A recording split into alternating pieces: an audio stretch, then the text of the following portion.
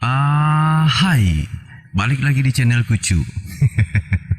Tentunya masih bersama saya Ambo pastinya. Dan kali ini kita akan membuka backdoor HP VIVO Y19. Lo tahu kan apa itu backdoor? Tutup WC, tolo. Masih mau kok. Backdoor aja nggak tahu.